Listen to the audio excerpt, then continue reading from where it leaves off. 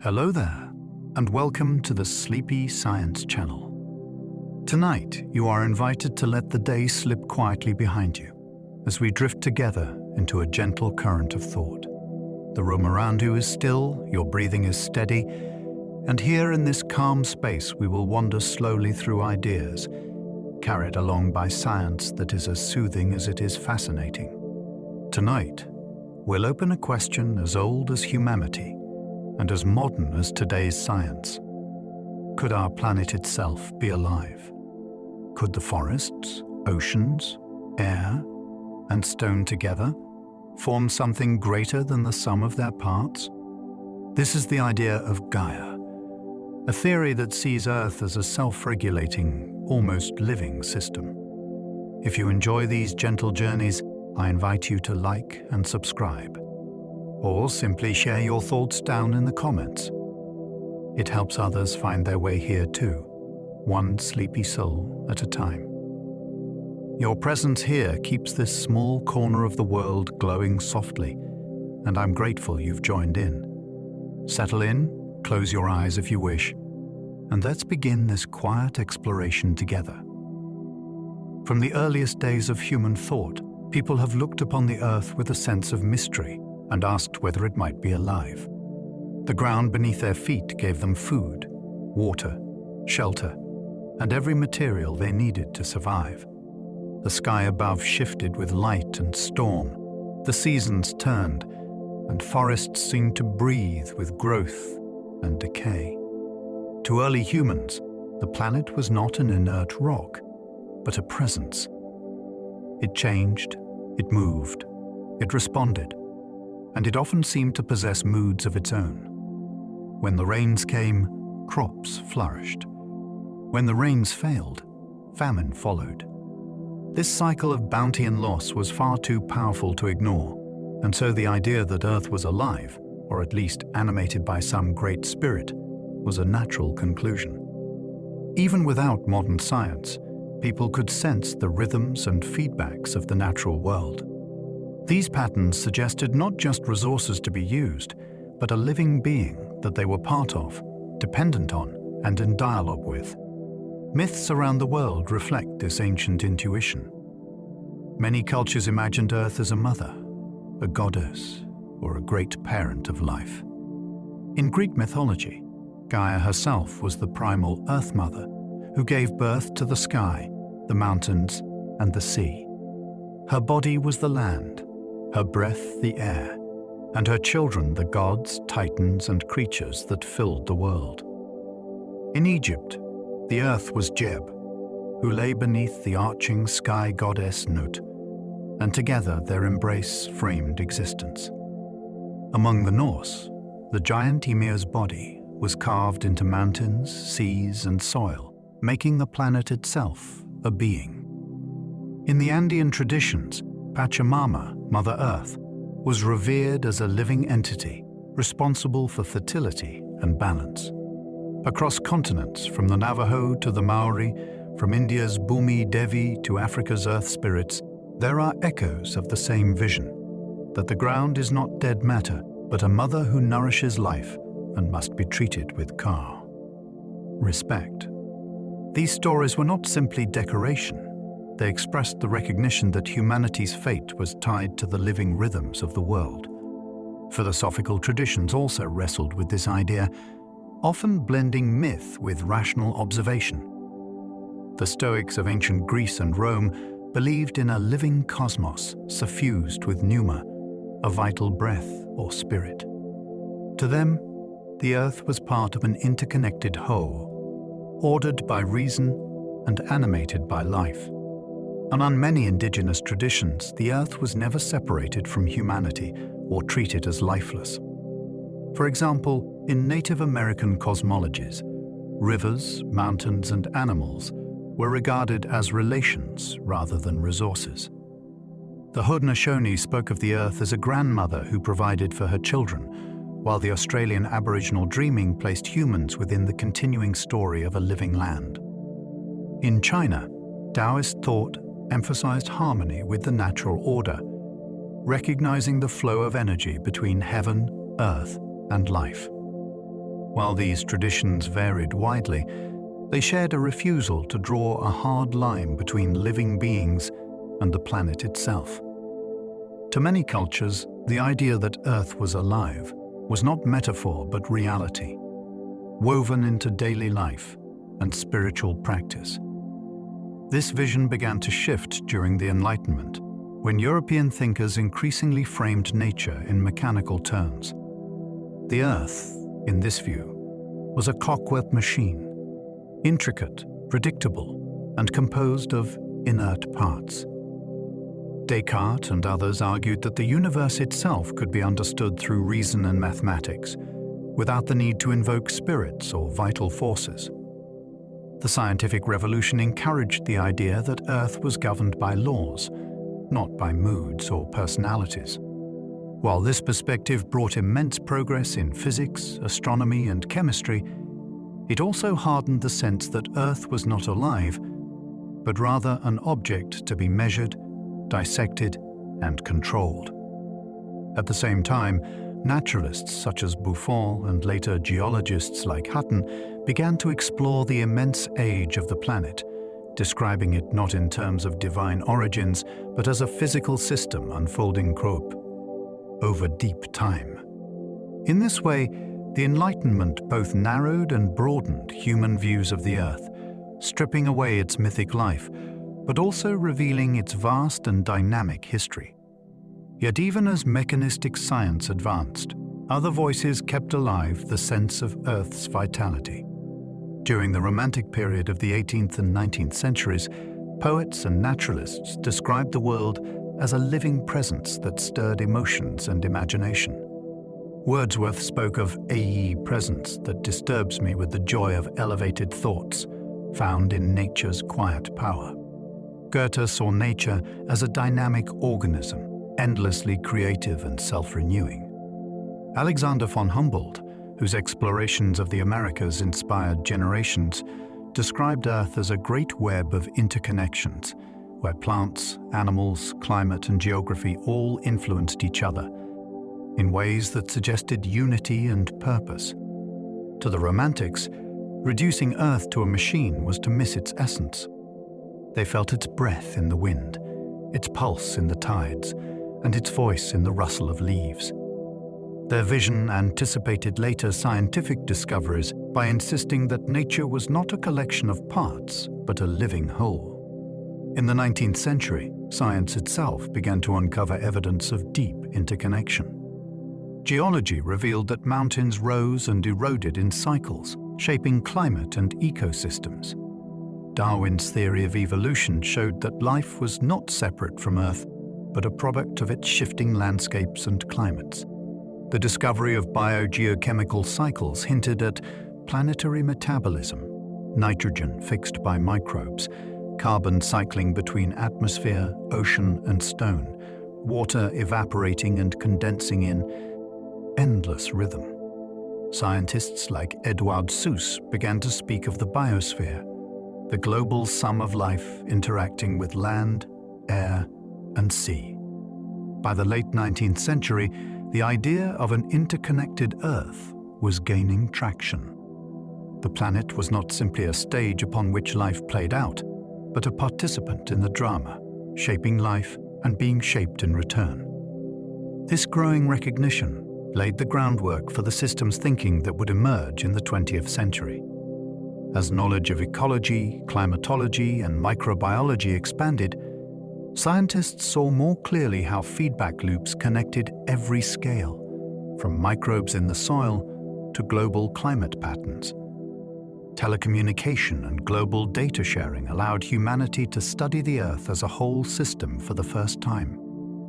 The seeds planted by myth, philosophy, romanticism, and 19th century science would eventually blossom into a new way of seeing the planet, one that would give rise to the Gaia hypothesis. But before that name was coined, the question had already been echoing through human history. Is the Earth alive? And if so, in what sense? James Lovelock was not the kind of scientist who fit neatly into a single field. He trained in chemistry and medicine, worked with biophysics and instrumentation, and had a knack for inventing tools that solved problems others had not yet noticed. In the 1960s, as the space race pushed science toward new frontiers, Lovelock found himself working with NASA. His task was both simple and immense: to help determine how one might detect life on another planet. At that time, Mars was the target of fascination. Spacecraft would soon visit its barren plains, and NASA wanted methods to look for biological activity without relying on human intuition. Lovelock brought with him a habit of seeing problems from unusual angles.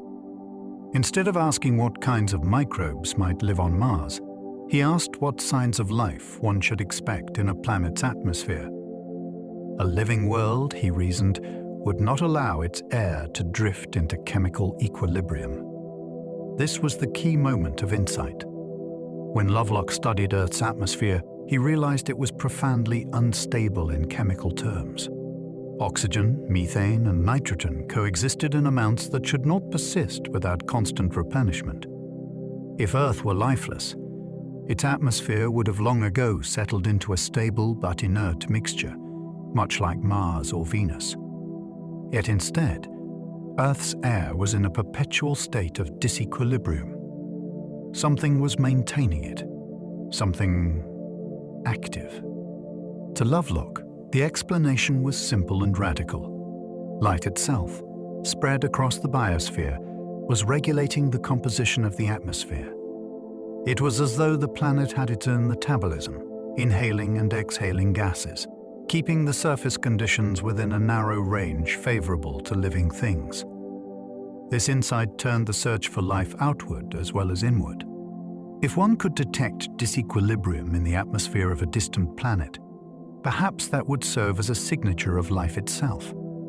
The thought would eventually guide astrobiology, but first, it led Lovelock back to Earth with a new set of questions. As he refined these ideas, Lovelock found an important ally in the microbiologist Lynn Margulis.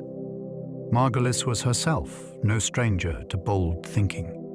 She had championed the theory of endosymbiosis, the idea that complex cells evolved when once independent bacteria formed permanent partnerships inside larger cells.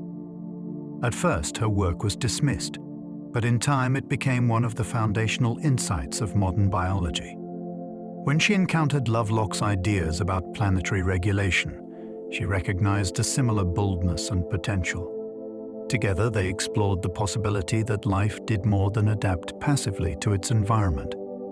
Instead, life and Earth were locked in a feedback system. Microbes, plants, and animals shaped their surroundings, which in turn shaped them. Margulis brought an encyclopedic knowledge of microbiology, pointing out that invisible microbial communities had been regulating gases, minerals, and nutrients for billions of years. What Lovelock saw in the atmosphere, Margulis could trace back to the smallest scales of life, giving his hypothesis a deeper biological foundation. By the early 1970s, Lovelock began to formulate what he called the Gaia hypothesis. The name was suggested by a neighbor, the novelist William Golding, who thought the ancient Greek goddess of Earth captured the idea more vividly than technical jargon ever could. The hypothesis stated that the Earth is not merely inhabited by life, but that life and its environment form a self-regulating system. This system tends to maintain conditions favorable for life over geological timescales.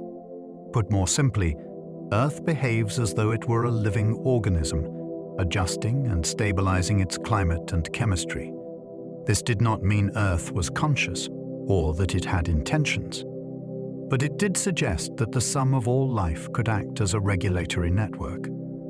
Examples included the way plants draw down carbon dioxide and release oxygen, or how marine plankton influence cloud formation by releasing compounds into the air. Each of these processes fed into larger loops of cause and effect, creating balance from chaos. The scientific community responded with both fascination and skepticism. Some dismissed the Gaia hypothesis as mystical or unscientific, an echo of ancient myths rather than modern evidence. Critics argued that natural selection acted on organisms, not on the planet as a whole, and that invoking Earth as alive blurred the line between metaphor and mechanism. Others pointed out that mass extinctions and catastrophic climate shifts suggested Earth was not always kind to life. For many, the idea seemed too holistic, too poetic, for a world trained to separate disciplines and focus on reductionist explanations. But at the same time, the hypothesis found supporters who saw its potential to unify fields. Ecologists recognized echoes of their own studies of ecosystems, while climatologists appreciated the emphasis on feedback loops. Even skeptics had to admit that Lovelock had identified a real puzzle. Why had Earth remained habitable for billions of years, despite changes in the sun's brightness and constant geological upheavals? To answer critics, Lovelock developed a thought experiment known as Daisy World. This was a simple mathematical model, imagined as a planet populated only by black daisies and white daisies. The black daisies absorbed sunlight, warming the planet, while the white daisies reflected sunlight, cooling it. As the sun's brightness increased, the balance between the two populations shifted. At lower temperatures, black daisies flourished, warming the planet. As it grew hotter, white daisies expanded, cooling it down. Without any central control, the feedback between daisies and climate created a self-regulating system that kept the planet's temperature relatively stable over a wide range of solar conditions. Daisy World did not prove that Earth was alive, but it illustrated how feedback between organisms and environment could regulate planetary conditions. It gave the Gaia hypothesis a concrete framework, showing that self-regulation could emerge naturally from the interplay of life and environment. The Daisy World model did not silence debate, but it did shift it. Critics acknowledged that the model was elegant, even if oversimplified. Supporters saw in it a demonstration of principles that might extend to real ecosystems. The conversation around Gaia grew richer, branching into philosophy, ecology, and climate science.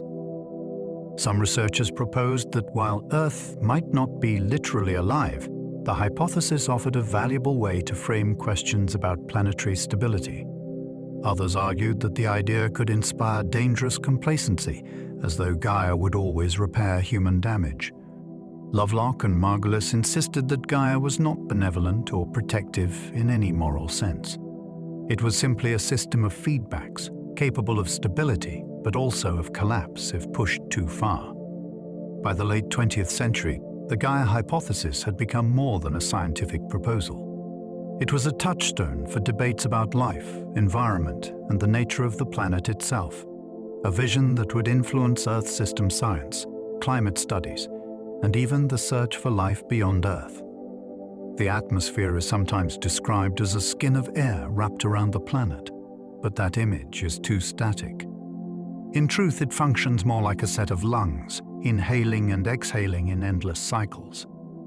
Without it, Earth would be as silent as the moon, its surface battered by radiation, its waters long since boiled away into space.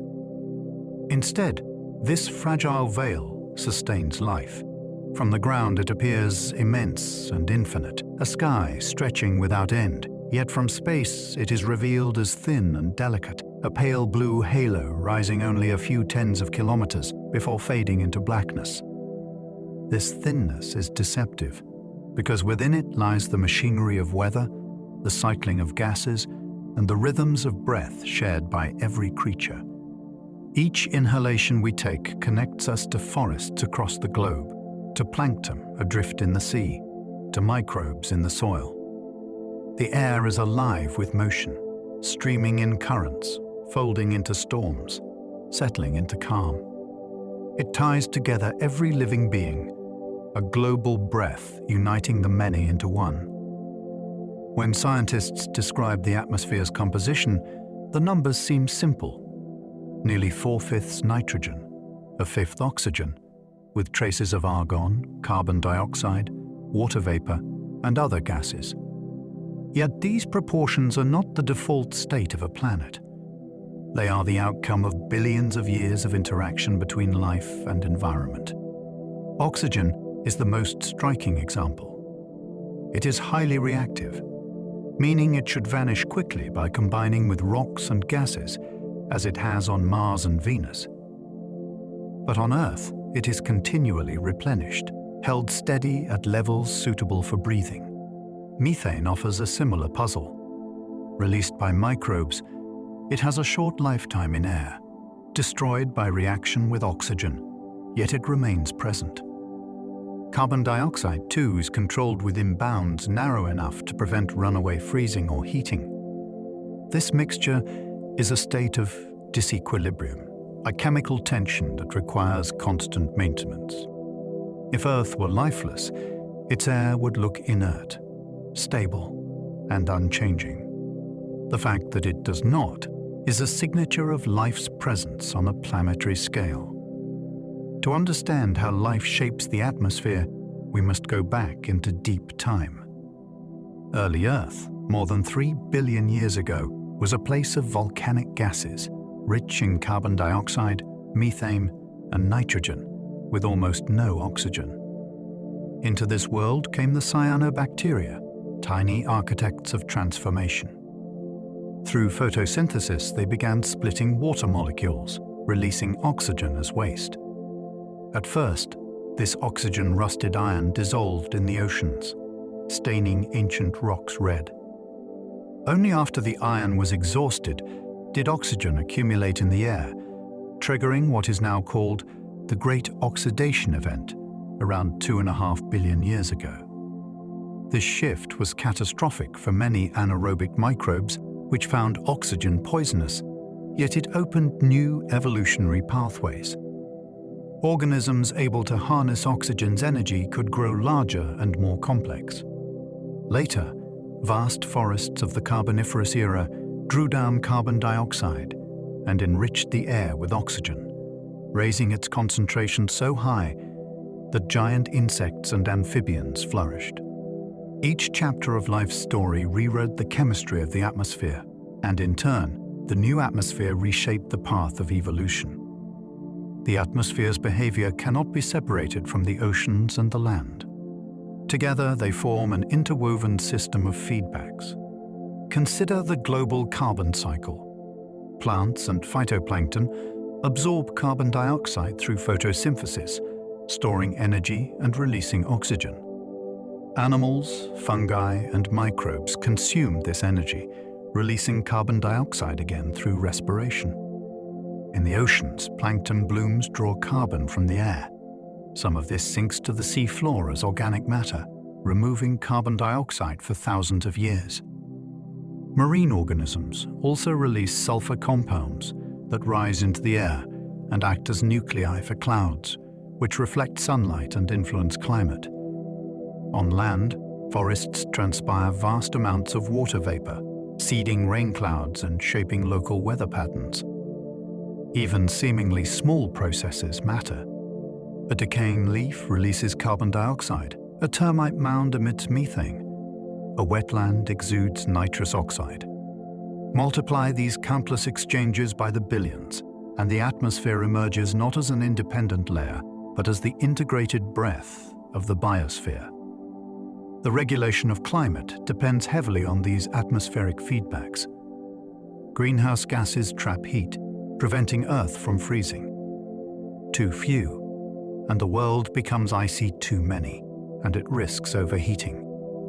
The sun has grown about 30% brighter since Earth formed, yet the planet's surface has remained within habitable bounds.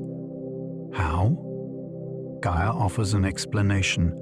The biosphere and atmosphere act together to counter extremes. When the planet warms, vegetation may expand, drawing down carbon dioxide and cooling the climate. When it cools, decomposition slows, allowing gases to accumulate and trap heat. Albedo effects magnify these processes. Ice sheets reflect sunlight, while dark oceans absorb it. Clouds, formed in part by biological emissions, increase reflectivity and cool the surface. The outcome is not perfect stability, but a tendency toward balance, enough to preserve liquid water and a living biosphere over immense stretches of time. Still, the balance is delicate. History records moments when it failed, tipping the planet into crisis. During the Permian extinction about 250 million years ago, massive volcanic eruptions released carbon dioxide and methane, driving global temperatures so high that most life perished. At other times, such as the snowball Earth episodes more than 500 million years ago, greenhouse gases fell so low that ice advanced across nearly the entire globe. These events show that Gaia is not invulnerable. The regulatory loops can be overwhelmed, or they can lock into feedbacks that push the system toward extremes. In the modern era, human activity has become a major force altering the air. Burning fossil fuels adds carbon dioxide faster than natural systems can absorb it. Methane from agriculture and industry accumulates, and synthetic chemicals once even threatened the ozone layer, Earth's ultraviolet shield. The atmosphere responds, but it cannot erase human actions. Its resilience has limits, and those limits define the boundaries within which life can persist.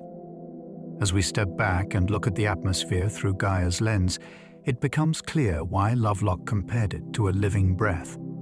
It is not simply there, like a blanket or a shell.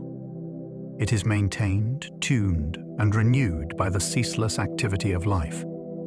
Every tree, every patch of plankton, every microorganism contributes to the vast chemistry that makes Earth habitable. The air is not separate from us.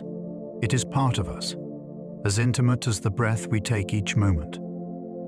To call it the planet's lungs is not mere poetry, but a recognition of its function as a regulator and a connector. Yet lungs do not exist alone.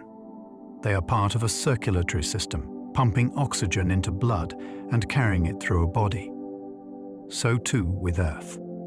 The breath of the atmosphere is joined to the flow of the oceans, the great currents that distribute heat, nutrients, and gases around the world. From breath, we turn to bloodstream, as Gaia's circulatory system reveals itself in the rolling, restless seas. The oceans cover more than 2/3 of Earth's surface, a restless expanse that shapes weather, climate, and life itself. When seen through Gaia's lens, the seas resemble a planetary bloodstream, circulating heat, nutrients, and gases across the globe. Just as blood carries oxygen and sustenance to tissues, the oceans transport warmth from the equator toward the poles, distribute salts and minerals, and serve as a medium in which life exchanges energy. Matter. Without this circulation, equatorial regions would bake while polar zones froze, creating an unstable planet prone to extremes. Instead, the oceans even out differences, carrying warmth where it is scarce and absorbing heat where it is abundant. Their tides pulse with the pull of the moon, their surface stirs with winds, and their depths hide rivers of current that rival any flow on land. They are not merely water, but the moving fluid of a living system. At the heart of this system lies a grand conveyor known as thermohaline circulation. Driven by differences in temperature and salinity, this circulation connects the surface to the abyss and ties distant seas into one global pattern. Warm water from the tropics flows northward, cooling as it travels. In regions such as the North Atlantic, it becomes dense and salty enough to sink, plunging thousands of meters down. From there, it creeps along the ocean floor, carrying with it dissolved gases and nutrients, eventually rising again in distant upwelling zones. This slow overturning takes centuries to complete a loop, yet it is essential for distributing heat and sustaining marine ecosystems. Without it, nutrients would remain trapped in the deep, and vast stretches of ocean would become deserts. Instead, Upwellings feed blooms of plankton that ripple upward through the food web, supporting fish, seabirds, and whales. The conveyor belt of water is, in effect, Gaia's circulation system, carrying the lifeblood of the planet across unimaginable distances. The productivity of this watery system depends heavily on its smallest inhabitants. Plankton, microscopic drifters suspended in the sunlit surface, play a role far larger than their size suggests. Through photosynthesis, phytoplankton capture sunlight, absorb carbon dioxide, and release oxygen. By some estimates, these invisible organisms produce at least half of the oxygen in the air we breathe, matching or even exceeding the contribution of forests on land. Their activity fuels not only the atmosphere, but also the marine food chain. Zooplankton graze on phytoplankton, small fish feed on zooplankton, and the chain continues upward through ever larger creatures. Without plankton, the oceans would be barren, and the planet's breath would falter. Even the death of plankton plays a role. As they sink, their remains carry carbon into the depths, a process known as the biological pump, which helps regulate atmospheric carbon dioxide over millennia. In their tiny forms, plankton embody Gaia's principle: local actions, repeated countless times, accumulate into global regulation. The oceans are also central to the carbon cycle. Carbon dioxide dissolves readily in water, forming a dynamic exchange between atmosphere and sea. When atmospheric levels rise, the oceans absorb more, buffering the climate. Some of this carbon is used by marine organisms to build shells of calcium carbonate, which eventually settle into sediments, locking carbon away for geological timescales. Meanwhile, circulation carries carbon-rich deep water into contact with the atmosphere, releasing gas back when conditions allow. This constant give and take moderates climate swings and prevents runaway accumulation in the air. Yet the balance is delicate. If oceans absorb too much carbon dioxide, they become more acidic, threatening coral reefs and shell-building organisms. Gaia's bloodstream does not merely circulate, it also metabolizes, transforming and redistributing the elements that sustain life. Within this bloodstream, certain organs stand out. Coral reefs, though they occupy less than 1% of ocean area, are home to a quarter of marine species. Their intricate structures act like capillaries in Gaia's body, teeming with life, and recycling nutrients with remarkable efficiency. Coastal wetlands, mangroves, and estuaries also act as vital organs, filtering water, storing carbon, and sheltering young fish. These regions link land and sea, exchanging materials and energy across boundaries. They are sensitive indicators of planetary health. When reefs bleach, when mangroves are cut, the circulatory system weakens and the resilience of Gaia declines. Just as organs sustain an animal body, these ecosystems sustain the planet's living circulation, maintaining both diversity and balance. The oceans also regulate climate through feedback loops of their own. When water's warm, evaporation increases, adding moisture to the atmosphere and influencing rainfall patterns. Warmer oceans can reduce the solubility of carbon dioxide, releasing more into the air, while cooler waters draw it down. Sea ice alters reflectivity. When it spreads, more sunlight is reflected, cooling the planet, while when it shrinks, dark water absorbs heat, amplifying warming. The interplay between ocean and atmosphere drives phenomena such as El Niño and La Niña, which shift weather across continents. These patterns illustrate Gaia's dynamic balance. The system wobbles, oscillates, and readjusts, but overall it tends toward stability, avoiding extremes that would extinguish life. Yet the same loops can spiral out of control if pushed too far, reminding us again that Gaia's regulation has limits. From the perspective of Gaia, the oceans are not passive expanses of water, but active conduits of energy and matter.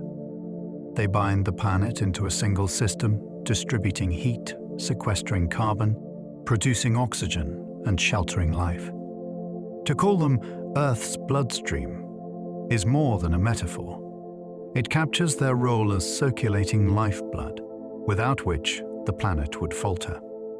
And yet circulation does not define life on its own. In any organism, blood must work with metabolism, the constant transformation of materials that powers growth and renewal. So it is with Earth.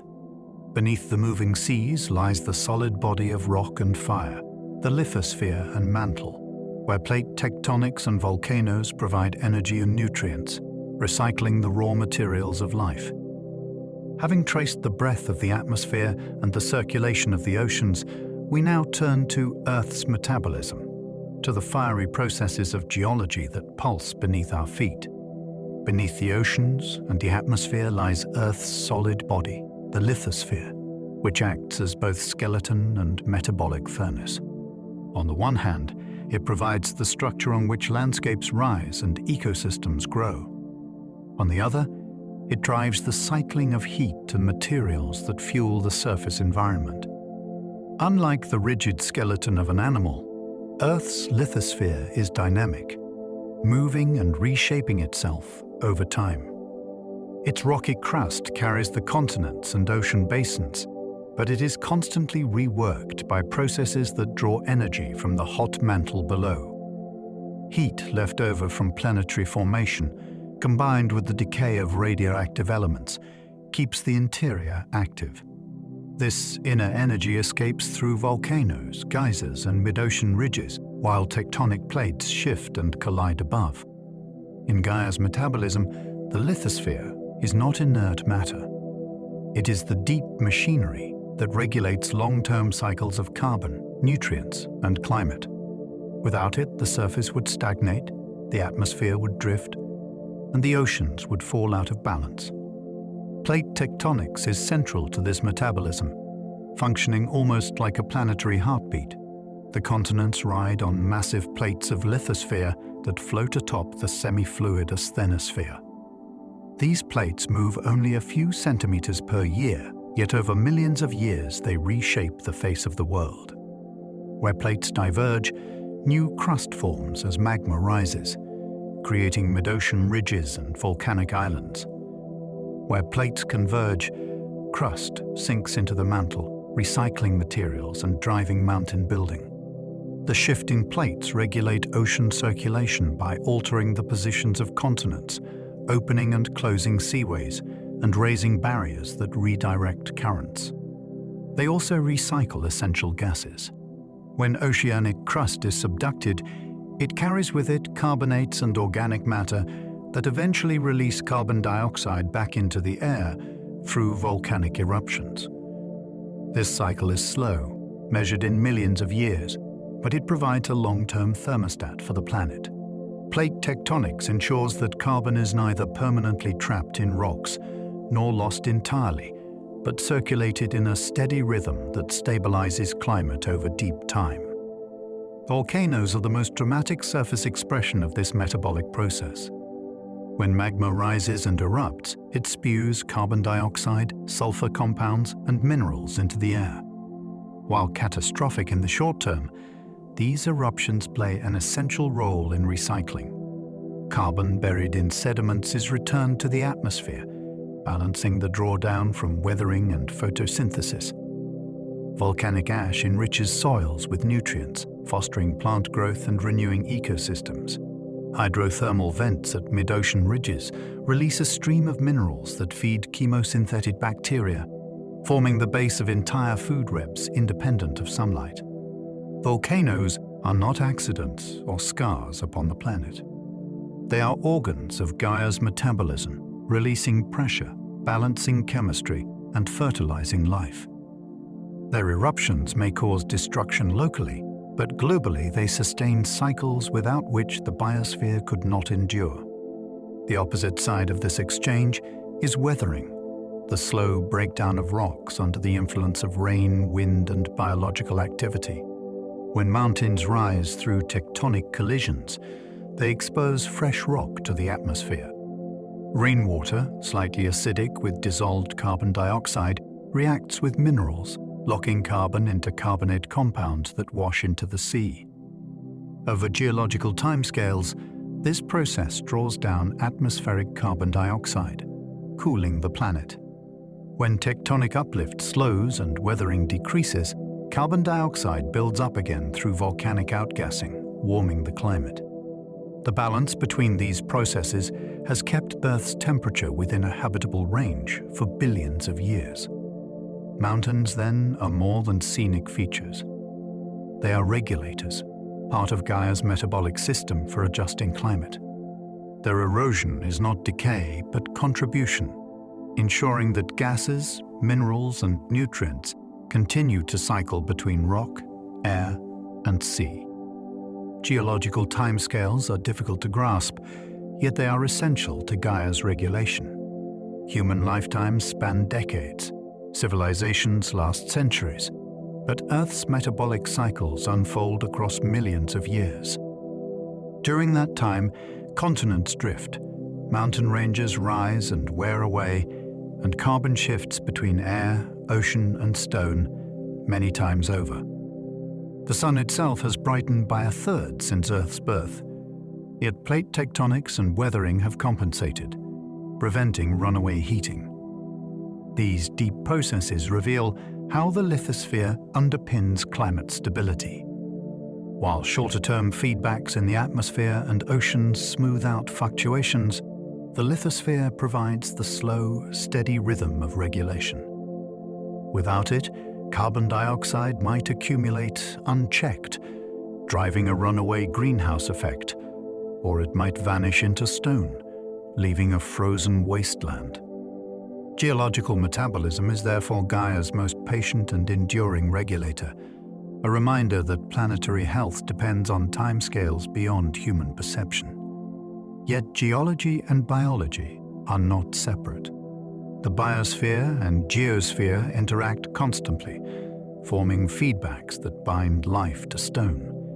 Lichens and microbes accelerate rock weathering, drawing down carbon and releasing nutrients.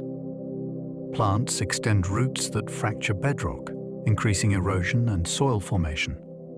Forests stabilize slopes, influencing the rate at which sediments wash into rivers and seas. In turn, geology shapes biology. Volcanic soils nourish lush ecosystems.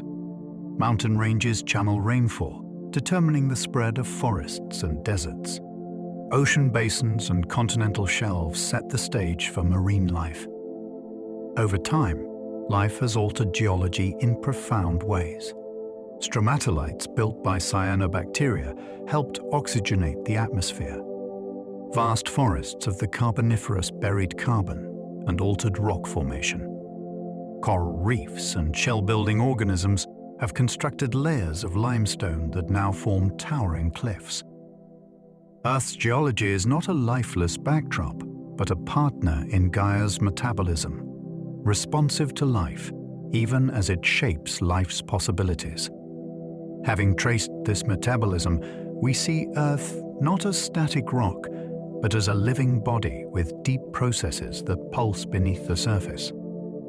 The lithosphere, with its tectonic heartbeat, its volcanic exhalations, and its weathering feedbacks, works in concert with the atmosphere and oceans to sustain balance. Yet a body is not made of bones and organs alone. It also has tissues, the living fabric that connects and animates. On Earth, those tissues are the ecosystems of the biosphere, the vast networks of microbes, plants, and animals that give the planet its living skin. As we move from geology to biology, we turn from Earth's metabolism to its tissues, exploring how life itself weaves the final layer of Gaia's system.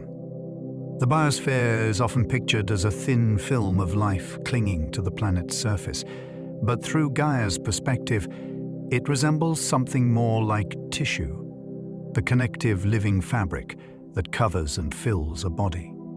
From ocean depths to mountain tops, from polar ice to tropical rainforest, life spreads across Earth in innumerable forms, weaving itself into soils, waters, and air. These organisms are not isolated units. They are interconnected threads in a vast network, bound by flows of energy and matter. Like tissue, the biosphere both shapes and responds to its environment.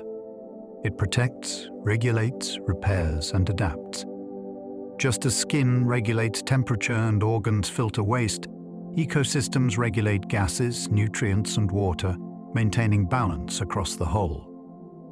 This is Gaia's living fabric, the surface layer that transforms raw geology and circulating oceans into a vibrant, responsive system capable of regulating itself. At the foundation of this tissue lies the microbial world, hidden from casual sight but immense in influence. Microbes were the first inhabitants of Earth and remain its most numerous and versatile. They colonize every environment, from hydrothermal vents to frozen glaciers, from acidic springs to deep rock pores. Cyanobacteria oxygenated the atmosphere, archaea cycle nitrogen and methane, and bacteria decompose organic matter, returning nutrients to the soil. Microbes form symbiotic relationships with plants, animals, and even minerals, enabling processes far beyond their individual scale. In the oceans, microbial plankton absorb carbon dioxide and generate oxygen. In soils, microbial communities determine fertility, supporting agriculture and forests alike. Without microbes, higher forms of life could neither arise nor endure. They are Gaia's invisible scaffolding, sustaining the chemical loops that allow other organisms to exist. While humans tend to focus on larger animals and plants, it is microbes that provide the deep foundation, knitting together the base of planetary tissue. Plants form the next great layer of Gaia's fabric, acting as organs of regulation. Forests, grasslands, and wetlands cover the land in green surfaces that inhale carbon dioxide and exhale oxygen. They fix sunlight into sugars, feeding not only themselves but the entire food web. Forest canopies act like vast lungs, their leaves transpiring water vapor that seeds clouds and drives rainfall. Grasslands stabilize soils and prevent erosion, while wetlands filter impurities and buffer floods. Together, plants create local microclimates that ripple outward to regional and global scales. The Amazon rainforest, for example, generates its own rainfall through evapotranspiration, recycling water that then influences weather across continents. Boreal forests regulate temperature through their albedo and carbon storage. Plants also regulate carbon storage over long periods, burying organic matter that eventually becomes coal, oil, or peat. Their influence is so profound that the expansion and retreat of forests in past ages helped determine the waxing and waning of ice sheets. In Gaia's tissue, plants are not passive greenery, but organs that breathe, store, and stabilize. Animals, too, are essential shapers of the biosphere, acting as movers and catalysts within ecosystems. Grazing animals shape grasslands, preventing forests from encroaching and cycling nutrients through dung. In the oceans, fish schools stir waters, mixing nutrients between layers. Predators regulate prey populations, preventing overgrazing and maintaining balance in food webs. Even small creatures exert influence. Beavers transform rivers into wetlands, earthworms enrich soils, and coral polyps build reefs that shelter thousands of species. Birds transport seeds across continents. Insects pollinate plants that feed much of the world. In Gaia's tissue, animals provide mobility and dynamism, linking ecosystems that might otherwise remain isolated.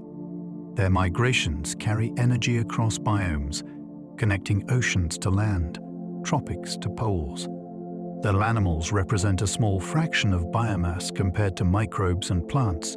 Their role as regulators and transformers magnifies their importance. They are Gaia's messengers and movers, stitching together the fabric of life with motion and interaction. The coevolution of life and Earth deepens this vision. Organisms do not merely live within a given environment, they change it, and the environment in turn shapes them. Cyanobacteria created oxygen, paving the way for aerobic life. Plants colonized land, altering weathering rates of rocks and drawing down carbon dioxide. Animals adapted to oxygen-rich air and complex ecosystems, while also shaping vegetation through grazing and pollination. Coral reefs built by tiny polyps became geological structures, altering ocean currents and coastal landscapes. Each evolutionary innovation created new feedbacks with the planet, embedding life deeper into its systems. The Gaia hypothesis emphasizes that life and environment are co-authors of Earth's history. Neither can be fully understood without the other. To ask whether Earth is alive is to recognize that living processes have shaped geology and climate as much as geology and climate have shaped life. Coevolution means that the biosphere is not a passenger but a driver in planetary regulation. From this perspective, Earth appears as an emergent system of life.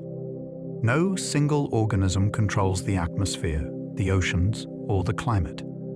Yet the combined activity of trillions of organisms generates large-scale effects that no one part could achieve alone. The biosphere emerges as a collective intelligence, not conscious in the human sense, but capable of maintaining balance through distributed action. This is the hallmark of complex systems: order arising from interaction, resilience born from diversity. Just as tissue in a body heals itself when wounded, ecosystems can recover after disturbance, adjusting flows of energy and matter until balance is restored. At the planetary scale, these adjustments manifest as homeostasis: temperature, oxygen levels, and nutrient cycles held within ranges favorable for life. Earth's emergent system is not static but dynamic, always shifting, yet always tending toward conditions that sustain life. Having traced the tissues of Gaia, we see how atmosphere, oceans, rocks, and living fabric weave into one whole.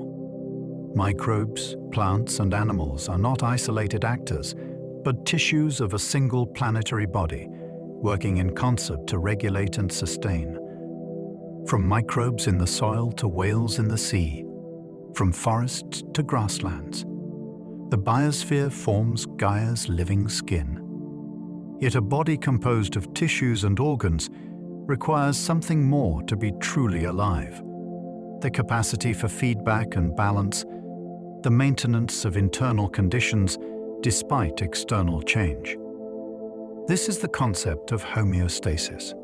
To understand whether Gaia is alive in a meaningful sense, we must examine these feedback loops, the planetary equivalents of heartbeat and breath that maintain stability across time.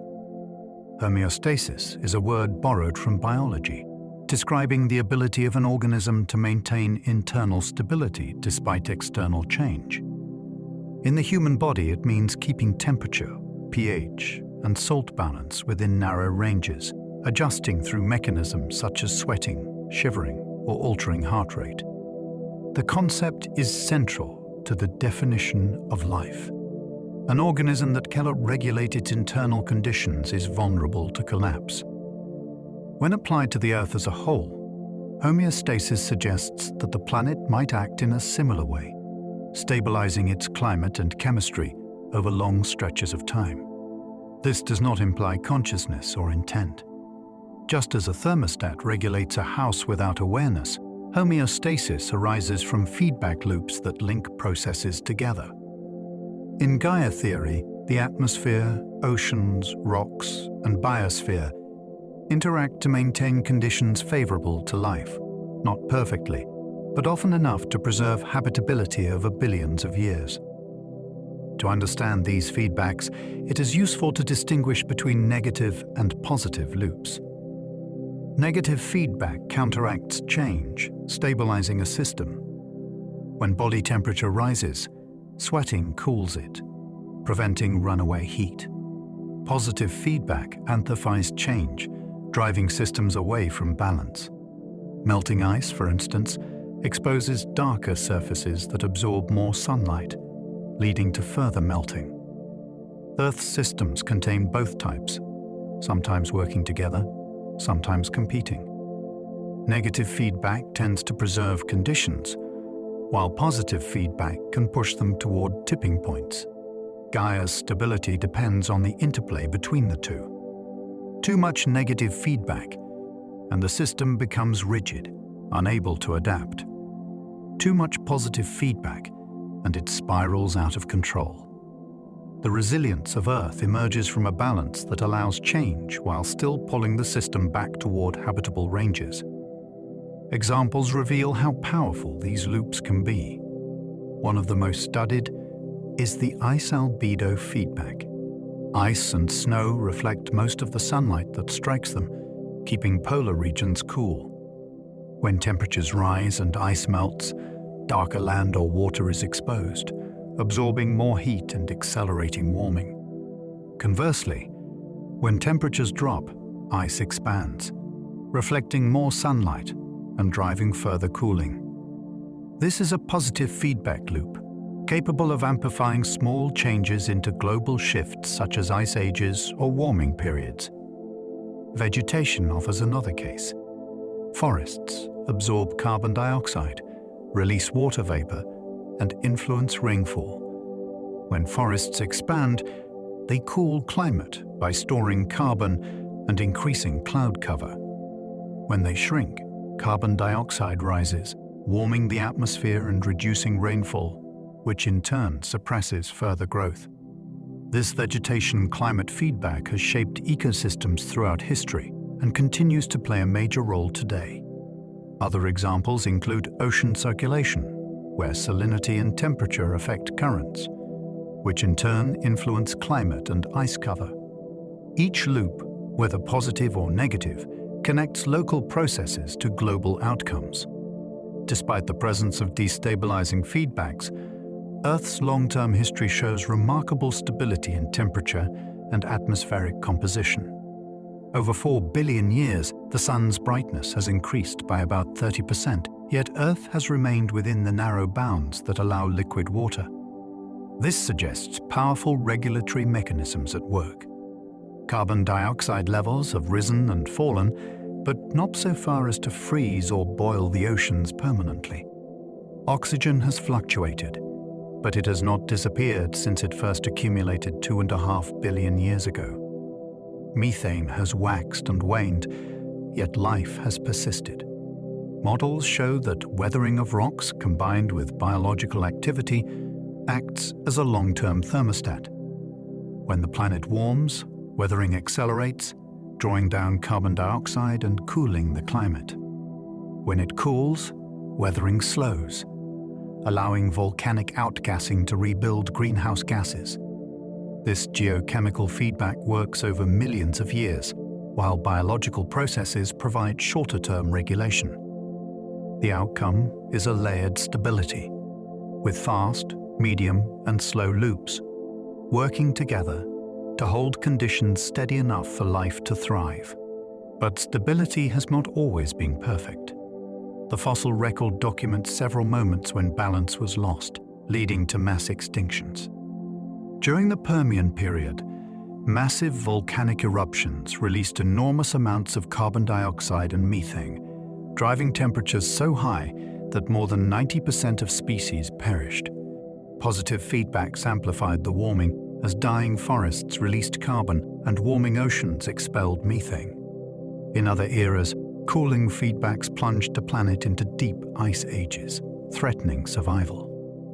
Each crisis reset ecosystems, altering the trajectory of evolution. Yet Earth recovered. Feedback loops re-established balance, new species emerged, and the planet remained habitable. These episodes remind us that Gaia is not infallible. Its regulation can be overwhelmed, especially by rapid or extreme changes. Still, the fact that Earth has avoided permanent collapse despite such upheavals underscores the power of its homeostatic mechanisms. Over billions of years, Stability has been punctuated by crises, but the system has always returned to conditions compatible with life. To describe Gaia's regulation more precisely, some scientists use the language of cybernetics, the study of control systems. In cybernetic terms, Earth resembles a network of sensors, effectors, and feedback loops. Plants sense atmospheric carbon dioxide and adjust growth, indirectly altering climate. Microbes respond to nutrient availability, shifting chemical cycles. Oceans and atmosphere redistribute heat in response to imbalances. None of these elements act with intention, yet together they form a system that monitors conditions and adjusts flows. Lovelock often compared Gaia to a thermostat, simple yet effective. But Gaia is far more complex, involving thousands of interacting loops across scales from microbial communities to global circulation. This complexity may be what allows resilience. No single feedback dominates, so when one fails, others can compensate. From a cybernetic perspective, Earth is not alive in the biological sense, but it operates as if it were a self-regulating organism, adjusting and adapting to preserve habitability. This raises the central question once more: does such self-regulation make Earth alive? If homeostasis is part of the definition of life, then Gaia seems to qualify, at least in part. Yet life is usually defined by more than regulation. Reproduction, metabolism, and heredity are also central. Earth as a whole does not reproduce, at least not in any obvious way. It does not carry DNA, nor pass on traits through generations. Still, its feedback loops mimic those of organisms, and its resilience over billions of years is striking. For some, Gaia is a useful metaphor, a way to think about planetary systems without insisting on literal life. For others, the metaphor may point to something deeper, a recognition that life and planet are inseparable, forming a system that defies easy categorization. Whether or not Earth is alive, its homeostasis demonstrates that it behaves as if it were, and that is enough to reshape how we see our place within it. When scientists define life, they often start with a list of criteria. Living organisms are typically said to grow, reproduce, respond to stimuli, maintain homeostasis, and evolve through natural selection. They possess some form of metabolism, transforming energy and matter into the processes of survival.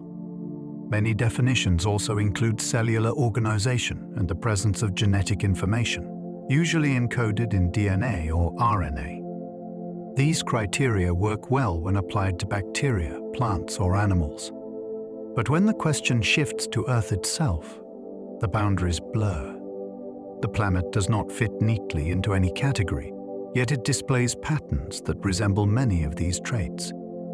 It regulates temperature, chemistry, and water availability. It responds to disturbances, sometimes quickly, sometimes over millions of years. It evolves, not in the sense of changing genes, but in the sense of shifting systems shaped by feedback. To ask whether Earth is alive is to ask how flexible our definitions of life should be, and whether those definitions capture the full complexity of living systems. Comparing Earth to an organism reveals striking similarities and crucial differences. Like a body, Earth has cycles that resemble breath, circulation, and metabolism. Its atmosphere exchanges gases, its oceans distribute nutrients, its lithosphere recycles carbon through volcanoes and weathering. Energy flows from the sun like food, fueling the processes that sustain balance. Waste products are broken down, reused, or buried, as in the metabolism of cells. Feedback loops keep conditions within habitable ranges, echoing homeostasis. At a larger scale, the biosphere resembles tissue, linking diverse parts into a coherent whole. Yet there are differences too. Organisms are bounded by membranes or skins, but Earth's boundaries are porous, open to space and cosmic influences. Organisms reproduce, while Earth has no offspring. Still, the analogies are powerful enough that many scientists, philosophers, and poets have found themselves drawn to the comparison. To say Earth is an organism may not be literally true, but it highlights patterns that would otherwise go unnoticed. Critics of Gaia theory point to these differences as decisive. Life, as usually defined, requires genetic information, passed down and modified through generations. This mechanism allows evolution, adaptation, and diversity. Earth has no DNA, no chromosomes, no line of descent. It cannot reproduce itself in the way a cell divides or an animal bears young. Without heredity, there is no Darwinian evolution at the planetary scale. Critics also argue that calling Earth alive risks anthropomorphism, projecting human ideas of vitality onto a non-living system. They caution that such metaphors may mislead, making people think the planet will protect itself from harm or heal no matter what humans do. The absence of DNA and reproduction is often taken as the final argument. Whatever Earth may resemble, it cannot be alive in the strict scientific sense. It may behave like an organism in some respects, but without the machinery of inheritance, it falls short of the definition. Yet the question is not so easily closed, because definitions of life are themselves contested. Philosophers of biology point out that no single definition fits all cases. Viruses, for example, lack metabolism and cannot reproduce on their own, yet they evolve and persist as part of life's web. Fire consumes fuel, spreads, and even evolves in a sense, but we hesitate to call it alive. Artificial life experiments create digital organisms that replicate and evolve, raising questions about whether life is defined by chemistry or by patterns of information. Some thinkers suggest that life is best understood as a process rather than a thing, a dynamic set of interactions that maintain order against entropy. From this perspective, Earth's self-regulation begins to look less like a metaphor and more like an extension of the principle of living systems. If life is a spectrum rather than a binary, then Gaia may occupy a place on that spectrum, challenging rigid categories. Alternative frameworks have been proposed to capture this broader view. One is the concept of autopoiesis, introduced by biologists Umberto Maturana and Francisco Varela.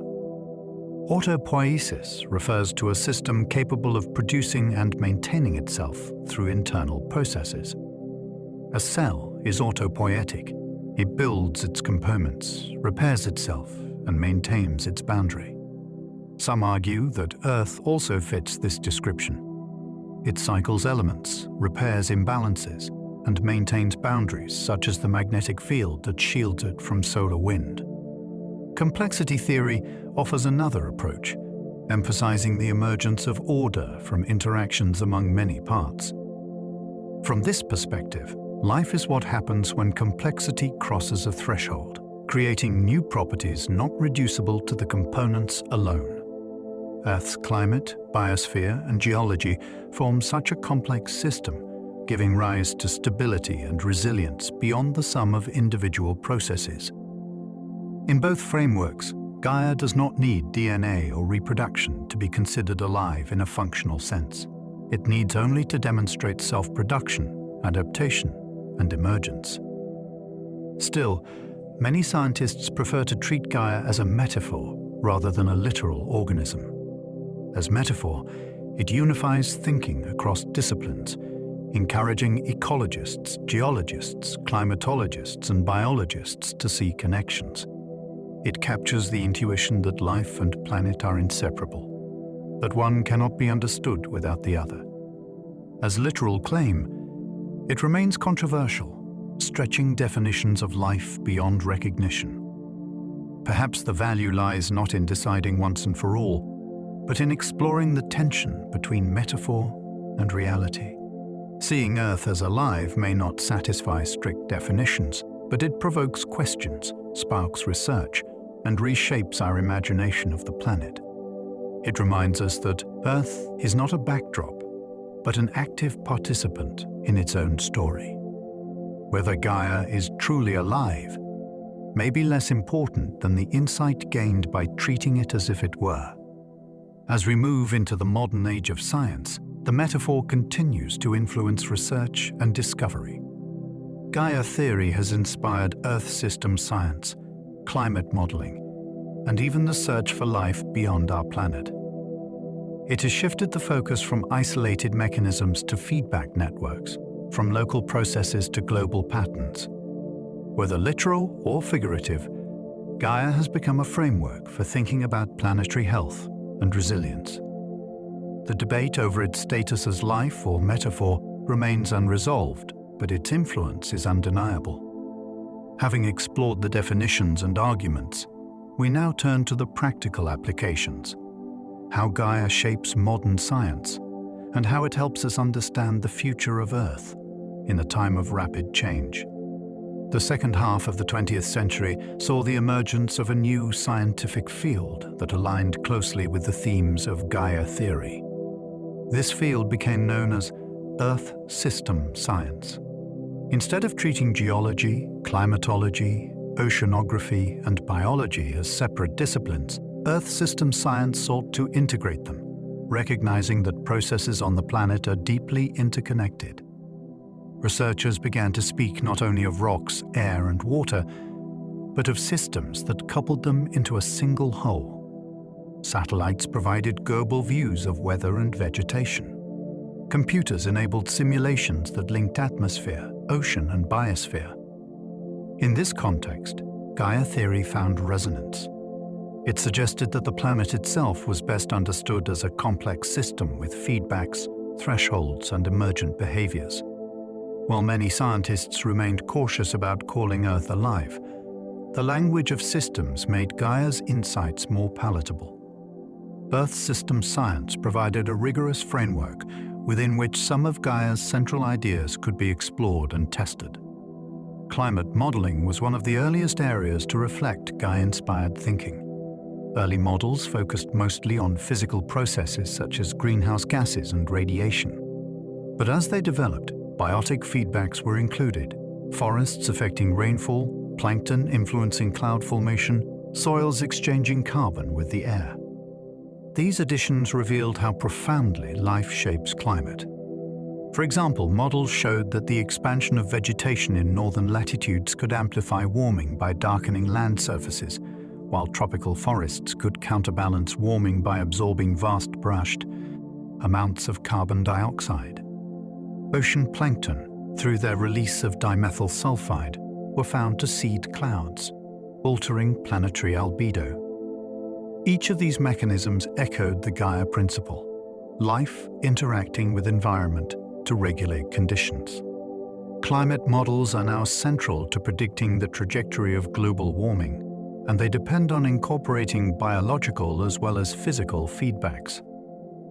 Though rarely framed explicitly as Gaia Theory, the logic of planetary self-regulation runs through their structure.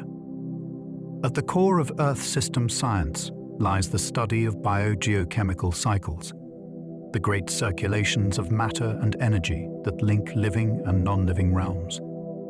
Carbon cycles between atmosphere, ocean, and lithosphere. Nitrogen moves from air to soil to organisms and back. Phosphorus, sulfur, and trace elements flow through similar loops. Each cycle involves both abiotic chemistry and the actions of organisms, from microbes fixing nitrogen to trees drawing carbon into wood. Gaia Theory encouraged scientists to view these cycles not as separate chains, but as interconnected networks. A disturbance in one cycle could ripple into others, altering climate, productivity, or atmospheric composition. For example, increased fertilizer use affects nitrogen flows, which in turn change ocean chemistry, which then alters carbon uptake. Such couplings are central to understanding planetary dynamics. In Gaia's language, these cycles are the processes by which the Earth breathes, eats, and renews itself. In the language of Earth system science, They are the engines of stability and change. Astrobiology has also been shaped by Gaia's influence. The search for life beyond Earth depends on recognizing planetary-scale signs of habitability. Lovelock's original insight that Earth's atmosphere is in a state of chemical disequilibrium, maintained by life remains, a guiding principle. When scientists design missions to exoplanets, they look for atmospheric mixtures that suggest regulation, oxygen alongside methane, or carbon dioxide levels that remain stable despite a brightening, say, star. The Gaia perspective encourages researchers to treat planets as wholes rather than as isolated features. It asks, do the atmosphere, hydrosphere, and biosphere interact in a way that maintains balance? Could life, once established, help sustain the very conditions that allow it to persist? By extending Gaia's logic outward, astrobiology transforms it from a philosophy of Earth into a framework for cosmic exploration. Whether or not other planets show evidence of regulation will test Gaia's universality and may reveal whether Earth's path is rare or common in the galaxy. Another key area of modern science influenced by Gaia thinking is the study of resilience and tipping points. Complex systems can remain stable under stress, but if thresholds are crossed, they may shift abruptly to new states. For Earth, such tipping points include the collapse of ice sheets, the dieback of rainforests, or the shutdown of major ocean currents. Each represents a point where feedback loops flip from stabilizing to destabilizing, propelling the system toward rapid change. Understanding these dynamics is crucial in the context of climate change. Researchers use models and paleoclimate records to identify thresholds, measure resilience, and assess the risks of crossing dangerous boundaries. Gaia Theory anticipated some of these concerns with its focus on feedback and self-regulation. It also emphasizes that resilience is not infinite. Gaia can be pushed too far. By framing Earth as a system capable of both balance and abrupt shifts, Gaia has shaped the scientific study of planetary vulnerability. In recent decades, the idea of the Anthropocene has brought new urgency to these discussions. The Anthropocene refers to a proposed geological epoch defined by human influence on Earth's systems. Industrial activity has altered the carbon cycle, doubled the amount of reactive nitrogen in circulation, reshaped landscapes and driven species to extinction. In this context, Gaia's regulatory capacities are under stress as never before. Homeostasis that held for millions of years is being disrupted in centuries or even decades. Some scientists argue that Gaia is being forced into a new state, one less favorable to humanity. Others emphasize that Gaia will persist, but perhaps in a form that excludes current ecosystems. In either case, the Anthropocene highlights the limits of Gaia's resilience and the scale of human impact. It reframes Gaia not as a self-regulating system in perfect balance, but as a dynamic entity capable of dramatic change when perturbed. As Gaia theory moved into modern science, its role evolved. No longer a radical claim that Earth is alive, it became a conceptual bridge linking disciplines. It shaped Earth system science, informed climate modeling, guided studies of biogeochemical cycles, inspired astrobiology, and influenced thinking about resilience and tipping points. In the Anthropocene, it serves as a warning that feedback loops can cut both ways, stabilizing or destabilizing depending on conditions. The question of whether Gaia is truly alive remains unresolved, but its scientific legacy is clear. The theory has deepened understanding of how planetary systems function, and it continues to inspire research into the future of Earth. As we look ahead, Gaia offers both a lens and a challenge: to see the planet as a whole and to grasp the consequences of change at that scale. The story of water is the story of motion. It rises, falls, flows, and freezes, shifting from one form to another with a rhythm older than mountains. On Earth, this cycle is not simply a background process. It is one of Gaia's deepest circulatory systems, distributing heat, nutrients, and energy around the globe. Without the water cycle, Earth would be a static place, lacking the constant renewal that sustains ecosystems and climates. To think of Gaia as a living system is to recognize water as the lifeblood that courses through her veins.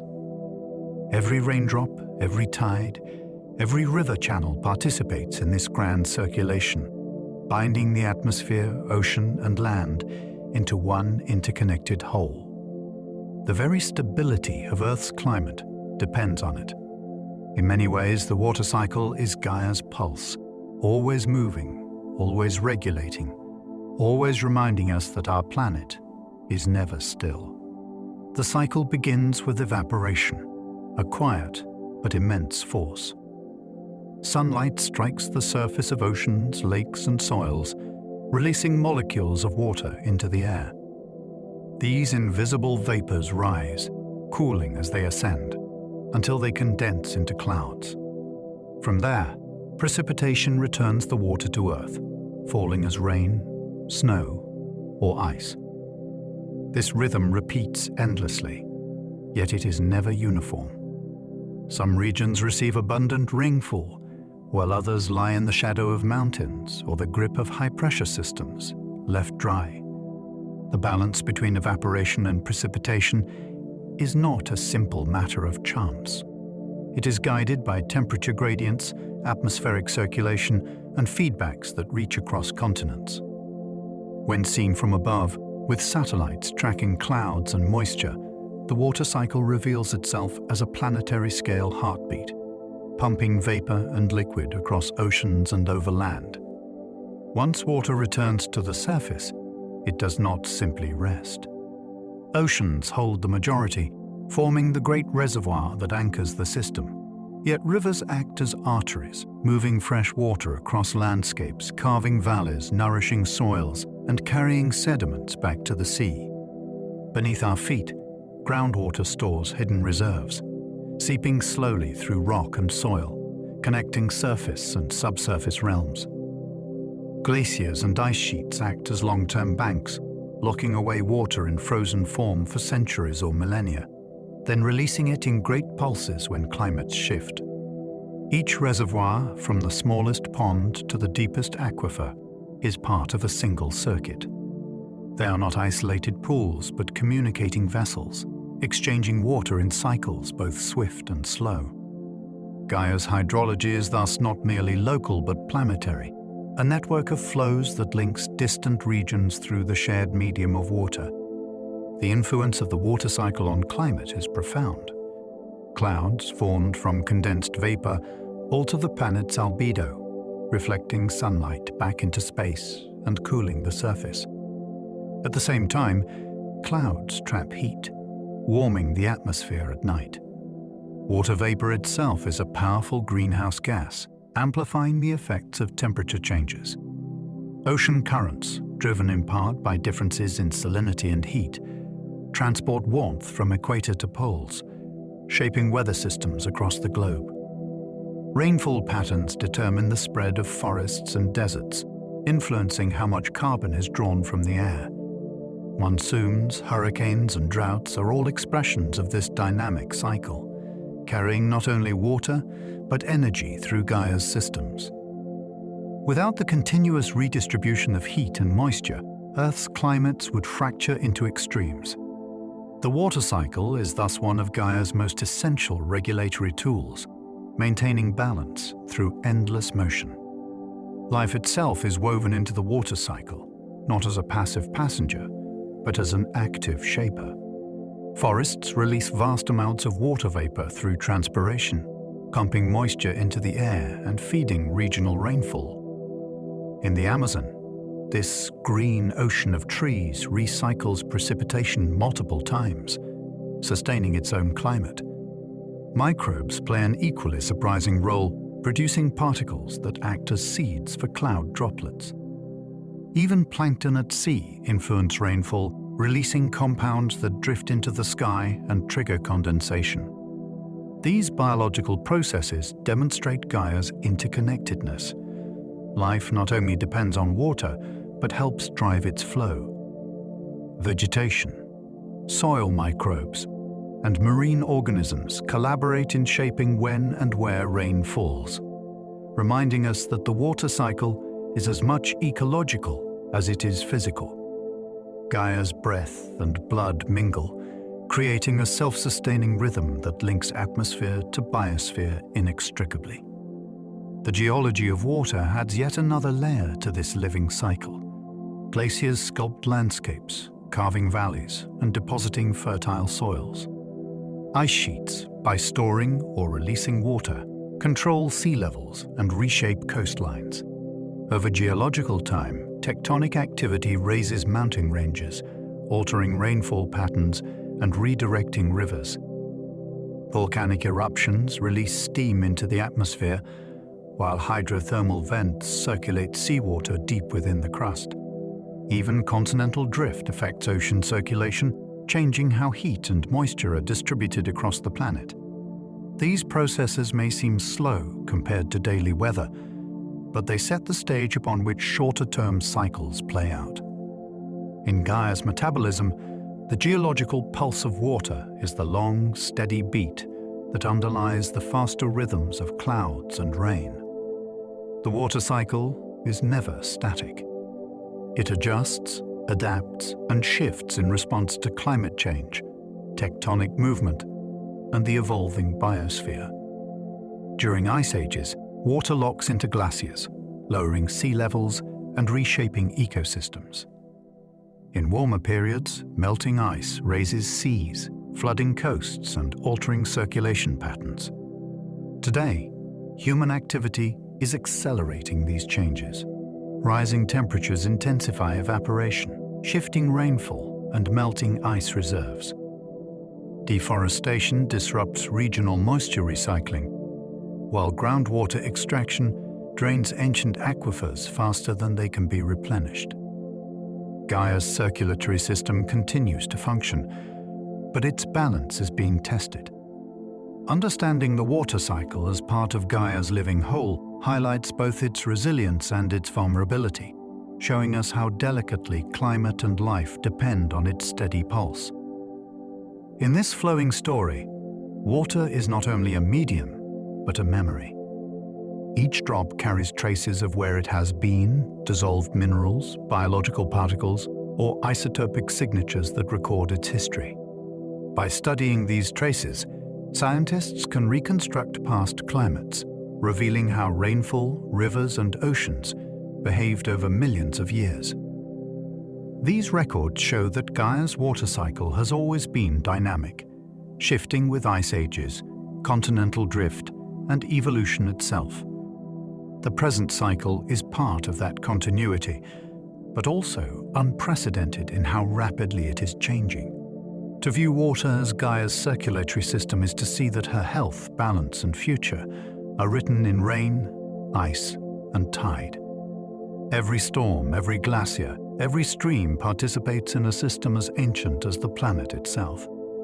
And so the story of water leads us to the story of soil. For when rain falls and rivers flow, they do more than move molecules of H2O. They transport nutrients, carve landscapes, and sustain the fertile ground upon which ecosystems take root. The flow of water links to the flow of life's building blocks, soaking into the living skin of Earth. To follow Gaia's cycle further, we must descend into the soils that hold memory, fertility, and balance, where geology meets biology and life transforms stone into sustenance. Soil is often overlooked, a quiet presence beneath our feet. Yet it is among the most vital layers of the Earth, thin compared to the size of the planet, but essential to Gaia's balance. In this narrow band between air and rock, life finds both a home and a medium through which energy and matter flow. Soil is sometimes called the skin of the Earth, and the name is fitting. Like skin, it protects, breathes, and renews itself. It acts as a barrier, filtering water and nutrients, while at the same time serving as a living tissue filled with organisms that sustain ecosystems. Without soil, there would be no forests, no grasslands, no agriculture, and perhaps no complex civilizations at all. To see Gaia as alive is to recognize soil as a delicate organ, connecting the depths of stone to the fragile blooms above ground. This skin is anything but inert. Soil is a construction, slowly built over centuries and millennia by the combined action of microbes, fungi, plants, and weather. Tiny organisms, invisible to the naked eye, break down rock and organic matter, releasing nutrients. Fungi weave threads through particles of earth, binding them into stable structures. Roots penetrate, exude chemicals, and exchange sugars for minerals in underground markets of astonishing complexity. Even earthworms and burrowing animals shape the soil, mixing layers, aerating passages, and redistributing nutrients. Each of these actors participates in a vast collaboration, transforming lifeless rock into fertile ground. Soil is therefore not simply a product of geology, but an outcome of life working upon stone, recycling matter in ways that maintain the health of Gaia as a whole. One of the most important roles of soil lies in its ability to store carbon. Plants capture carbon dioxide through photosynthesis, and when they die, much of that carbon is transferred into the soil as organic matter. Microbes decompose it, but not all is released back into the air. Some become stable, bound to minerals or buried deep, where it can remain for centuries or millennia. In this way, soil serves as a great vault of Gaia's carbon, moderating the balance between atmosphere and biosphere. If soils release too much carbon, climates warm if they store it, climates stabilize. This regulation is not incidental but central to the planet's self-regulating character. Just as blood carries oxygen through a body, soils carry and store the elements that regulate Earth's breath. In their darkness lies one of the quietest yet most powerful climate mechanisms Gaia possesses. Human history has been deeply shaped by soil, and in turn, humanity has reshaped soil in profound ways. Agriculture depends on fertile soils, and many ancient civilizations rose and fell based on their management of this resource. Where soils eroded or were exhausted, cities declined, and populations moved on. Today, the pressures are greater still. Industrial farming, heavy plowing, deforestation, and chemical use degrade soils faster than they can renew. In many regions, erosion strips away fertile layers at alarming rates, while overuse depletes nutrients. Meanwhile, compaction and loss of organic matter reduce the ability of soils to store water, leaving crops vulnerable to drought. These changes ripple outward, altering not only food supplies, but also the global carbon balance. Gaia's living skin is under strain, and its health is inseparable from our own future.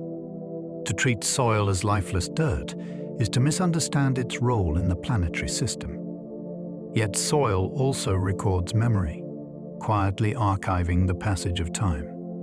Layers of sediment hold pollen grains, charcoal from ancient fires, and chemical traces of climates long past. Archaeologists and paleoclimatologists study these layers like pages in a book, revealing how ecosystems shifted, how humans managed land, and how Gaia herself responded to past upheavals. A soil core from a bog or lake bed can tell the story of 1,000 years, sometimes more. In this sense, soil is both present and past, a surface that feeds us today and a record of Gaia's long evolution. The thinness of this layer belies its richness. Within a few meters of ground lie histories that connect climate, life, and civilization in an unbroken chain. Soil, then, is Gaia's diary, written not in words but in minerals and organic remains. Soil is never uniform. Tropical rainforests, with their heavy rains, build thin, nutrient-poor soils that rely on rapid recycling of organic matter. Deserts form crusts where little life takes hold. Grasslands generate rich, dark soils that can store vast amounts of carbon. In polar regions, permafrost locks organic matter in frozen stasis, now beginning to thaw with rising temperatures. Each of these soils is an expression of its climate, vegetation, and history, a local manifestation of Gaia's broader system. The diversity of soils is itself part of the balance, supporting different ecosystems and feedbacks that collectively regulate Earth. To understand Gaia's skin is to see that it is not one fabric, but a mosaic, stitched together from countless local processes. In the end, soil reminds us of Gaia's resilience and fragility. It is built slowly over centuries, but can be lost in a single storm or a careless season of tilling. Its fertility sustains us, yet its depletion threatens both food security and climate stability. Soil is at once robust and delicate, abundant and scarce. It demands respect, for it is not only the ground beneath us, but also the living tissue that links Earth's geology, atmosphere, and biosphere into one. To walk upon the Earth is always to walk upon Gaia's skin. From this thin layer, our journey turns deeper. Beneath the soil lies the restless energy of the planet's interior. Volcanoes, earthquakes, and tectonic shifts may seem violent interruptions, but they too are part of Gaia's living system. Where soil represents skin, Earth's fiery heart represents metabolism, driving cycles of renewal and destruction. To follow Gaia further, we must now step into these extremes, the sudden, catastrophic events that test and reveal her resilience. Beneath the quiet surface of soil and forest lies a far more restless force. The Earth is not a still world. Its crust shifts, fractures, and reforms under pressures rising from deep within. In Gaia Theory, these movements are not disruptions of a steady balance, but part of the dynamic metabolism of the planet. Just as the circulation of blood involves both calm and turbulence, Earth's balance is maintained not only by gradual cycles, but also by sudden upheavals. Volcanoes, earthquakes, and catastrophic events remind us that Gaia is alive in ways that are both creative and destructive. To understand them is to see how stability and transformation are woven together, forming the rhythm of the living Earth. Volcanoes offer one of the clearest glimpses of Gaia's inner metabolism. They are vents through which the planet exhales, recycling materials from the deep interior back into the surface system. Magma rising from below releases gases such as carbon dioxide, sulfur dioxide, and water vapor, all essential to the atmosphere's balance. These emissions can warm or cool the climate, depending on their type and scale. Large eruptions spread aerosols that reflect sunlight, cooling the globe for years. Others pump carbon dioxide that, over geologic timescales, helps maintain warmth against the cooling trend of space. Volcanoes also build land, creating islands, mountains, and fertile soils enriched with minerals. What may seem destructive in the moment is often generative in the long view. They reveal how Gaia balances short-term disturbances with long-term regulation, a reminder that life itself emerged on a planet shaped by fire.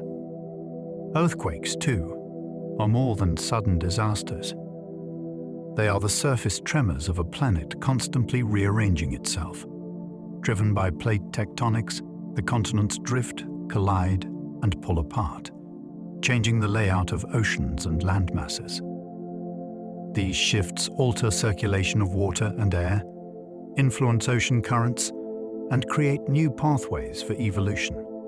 Mountains rise where plates crash together, reshaping climates by redirecting winds and rainfall. Valleys open where plates diverge, forming basins that fill with liquidish seas. To Gaia, earthquakes are not accidents, but signals of deep processes that sustain planetary renewal. The quakes we feel are moments in the slow breathing of stone, remind us that the solid ground beneath us is always in motion. At times, however, Earth's extremes grow large enough to change the course of life entirely. Catastrophic events mark the boundaries of ages, moments when Gaia is pushed far from equilibrium. Mass extinctions show how fragile the balance of ecosystems can be, yet also how resilient the planet is in the long arc of time. Each great extinction, from the Ordovician to the Cretaceous, reflects a crisis in Gaia's systems, whether through volcanic outpourings, climate swings, or impacts from beyond. Life falters, diversity collapses, but in time, recovery comes. New species emerge, new ecosystems form, and Gaia finds a fresh balance. Catastrophe, paradoxically, is a source of renewal, resetting the evolutionary stage. In this way, Gaia is neither static nor immune to disruption. She is alive in her capacity to absorb shocks, adapt, and continue. Some of the greatest upheavals in Earth's history were caused by immense volcanic provinces, known as large igneous provinces. One example is the Siberian Traps, a vast region where eruptions 250 million years ago released enormous volumes of lava and gas. The emissions drove rapid warming, ocean acidification, and the collapse of ecosystems, leading to the Permian-Triassic extinction, the most severe known, when more than 90% of species disappeared. This was a wound in Gaia's body, deep and nearly fatal, yet recovery eventually came, giving rise to the age of the dinosaurs. Another turning point came 66 million years ago with the Chicxulub impact in what is now Mexico. A 10-kilometer-wide asteroid struck Earth, releasing energy beyond comprehension. Fires raged, dust darkened the skies, and photosynthesis nearly ceased. Yet from this catastrophe, mammals found opportunities to flourish, and ultimately humans would emerge. These events show Gaia's capacity for both suffering and transformation, scars that became pathways for new chapters of life. Through such extremes, we see that Gaia is not a delicate equilibrium, but a dynamic, self-regulating system capable of withstanding profound shocks. Stability emerges not from avoiding disturbance, but from responding to it.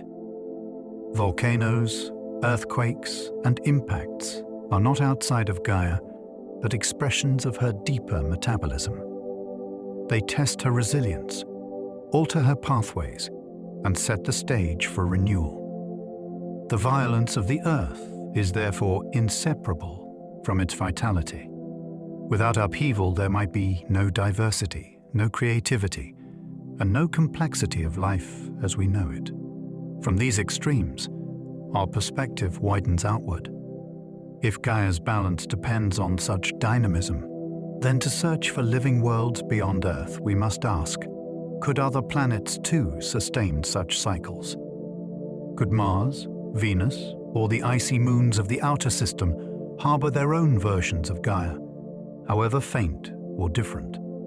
To carry the Gaia lens beyond Earth is to enter the field of astrobiology, where the signs of planetary life may lie in atmospheres, oceans, or even tectonic scars. Our next step, then, is to follow Gaia into the cosmos, asking how her lessons might guide us in the search for other living worlds. The Gaia perspective does not stop at Earth. If our planet behaves like a living system, self-regulating through feedback loops of atmosphere, ocean, and biosphere, then perhaps this pattern can guide us in looking for life elsewhere. Astrobiology, the science of life in the universe, often asks a narrow question: where could cells or organisms survive? The Gaia view broadens this. suggesting that life should not be sought only as microbes or fossils, but as planetary scale signals. If a world is alive, its very atmosphere and surface chemistry may bear the imprint of self-regulation. In this way, Gaia is not just a theory about Earth, but also a tool for searching the cosmos. It reframes habitability from the scale of molecules to the scale of planets. One of the most important ideas to come from this perspective is the concept of disequilibrium. A planet's atmosphere left to itself should drift into chemical balance. Gases should react, settle and stabilize in a way dictated by physics and chemistry. Yet Earth's air is nothing like that. It is filled with oxygen that should long ago have reacted away, with methane that should have burned out in oxygen's presence, and with levels of carbon dioxide, nitrogen and water vapor that hover within a narrow band. Suited to life, these features are not random. They are sustained by the constant activity of living systems, photosynthesis releasing oxygen, microbes producing methane, oceans buffering carbon dioxide. To an outside observer, Earth's atmosphere is a beacon announcing life, not because of a single molecule, but because of its improbable balance. This is Gaia's fingerprint writ large in the sky. Modern astronomy has taken this cue and set its sights on exoplanets, worlds orbiting distant stars, as the new stage for detecting Gaia-like regulation. With telescopes such as the James Webb Space Telescope and future missions still being designed, scientists analyze the faint spectra of light passing through planetary atmospheres. Every molecule leaves a signature, a set of absorption lines that reveal its presence. Oxygen, ozone, methane, water, carbon dioxide. These are the ingredients astrobiologists scan for. But the Gaia lesson is that no single gas is enough. What matters is the combination, the imbalance that betrays ongoing renewal. A planet thick with oxygen but devoid of reducing gases might not be alive at all. But a planet holding oxygen and methane together in sustained tension would almost certainly require active life to maintain it. In this way, Gaia teaches us to look not for organisms directly, but for the global breadth of a planet. Closer to home, the Gaia question guides our exploration of the solar system. Mars, with its thin, carbon dioxide-rich atmosphere and lack of stable liquid water, appears quiet, its regulation long gone. Yet its past shows hints of rivers and seas, suggesting it may once have hosted feedbacks that allowed a wetter, warmer climate. The icy moons of Jupiter and Saturn, Europa, Enceladus and Titan offer another arena. Beneath their frozen crusts may lie oceans kept liquid by tidal heat, perhaps with chemical disequilibria that echo Gaia's breath. Plumes venting from Enceladus have already revealed water, organic molecules and possible energy sources. These environments may not sustain full planetary feedback loops, but they might contain fragments of Gaia-like regulation on smaller scales. Each exploration forces us to ask, what counts as a living system? Must it be planet-wide, or can it be local, nested within a broader, lifeless shell? These questions stretch beyond science into philosophy. Gaia suggests that life is not only about organisms adapting to their environment, but about organisms creating the conditions for their own persistence. If that is true, then habitability is not something given by a planet, but something achieved by the interplay of life and environment together. Earth is habitable because life made it so and keeps it so. This challenges the way we think about worlds. When we look outward, we are not just searching for planets with the right temperature or chemistry. We are searching for systems capable of evolving into self-maintaining wholes, with life and environment intertwined. In that sense, Gaia blurs the line between biology and geology, turning habitability into a dynamic property rather than a fixed state. It is a profound shift in perspective, suggesting that the boundary between living and non-living worlds may be more subtle and gradual than we once thought. From this cosmic vantage, Gaia also reflects back on us. If life elsewhere can be detected through planetary regulation, then Earth is the model, the proof of principle, the only Gaia we know. To study exoplanets is to see Earth anew, recognizing how unlikely, fragile, and precious her balance is. The search for other Gaias deepens our sense of what we have here and how much is at stake in keeping it alive.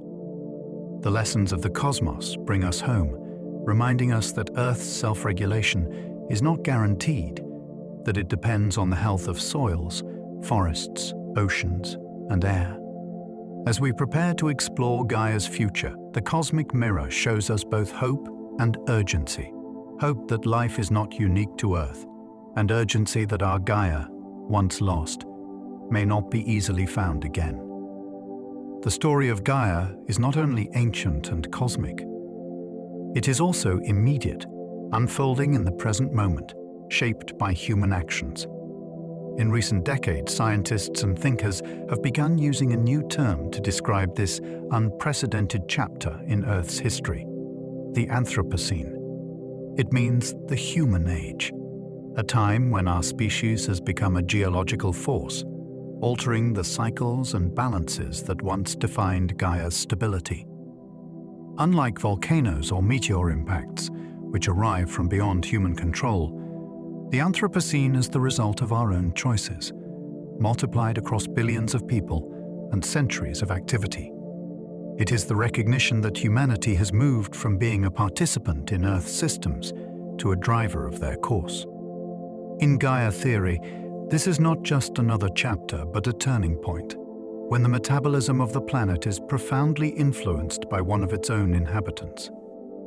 Perhaps the most visible disruption of Gaia's balance comes from the carbon cycle. For hundreds of millions of years, carbon has circulated through the atmosphere, oceans, rocks, and biosphere in a dance maintained by photosynthesis, respiration, weathering, and volcanic release. This cycle kept Earth's climate within ranges favorable for life, even as the sun slowly brightened. But in the past 2 centuries, the burning of coal, oil, and gas has injected vast quantities of carbon dioxide back into the air at a pace far faster than natural processes can absorb. The result is a rapid thickening of the atmospheric blanket, trapping heat and warming the globe. Melting ice, rising seas, stronger storms, and shifting ecosystems are all signals of Gaia's balance under strain. In Gaia's terms, the human release of fossil carbon is a sudden disturbance, one that overwhelms feedbacks that once kept the system steady. Where volcanic eruptions balance themselves over tens of thousands of years, fossil fuel combustion has altered the carbon cycle in mere decades. Another pressure on Gaia comes from the loss of biodiversity. Life is not only shaped by Gaia's cycles, but also a key regulator of them. Forests recycle water, soils store nutrients, coral reefs regulate coastal systems, and countless microbes drive the invisible chemistry of air and sea. Each species is a thread in the vast fabric of regulation. Yet habitat destruction, overexploitation, and climate change are causing extinctions at rates rivaling past mass extinctions.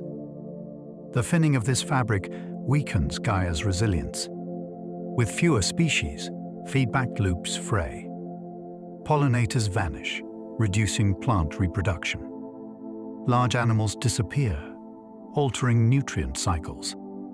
Microbial diversity shrinks, narrowing the range of responses to stress. In Gaia Theory, biodiversity is not a luxury but a necessity. It is the very architecture of planetary self-regulation. To diminish it is to remove the mechanisms by which Gaia adapts to change. Beyond carbon and biodiversity, human activities reshape Earth's cycles in other ways. Cities spread, covering soils with concrete and redirecting rivers into engineered channels. Agriculture consumes vast landscapes, altering albedo, evapotranspiration, and nutrient flows. The nitrogen cycle, once controlled by the slow fixation of nitrogen by microbes and lightning, is now dominated by industrial fertilizers. This excess nitrogen leaks into rivers and seas, causing algal blooms, dead zones, and disruptions of marine ecosystems. In Gaia's metabolism, nitrogen is a critical nutrient, tightly cycled through life and soil. Human activity has more than doubled its flow, creating imbalances that ripple outward. Even the phosphorus cycle, long constrained by geology, is altered by mining and runoff. What once were slow, self-regulated loops have become accelerated and uneven, driven by a species that often acts without full awareness of the consequences. To make sense of these changes, scientists have developed the concept of planetary boundaries, thresholds beyond which Gaia's systems may shift into new, less hospitable states. These boundaries include climate change, biodiversity loss, land use, nitrogen and phosphorus flows, freshwater use, ozone depletion, chemical pollution, and atmospheric aerosols.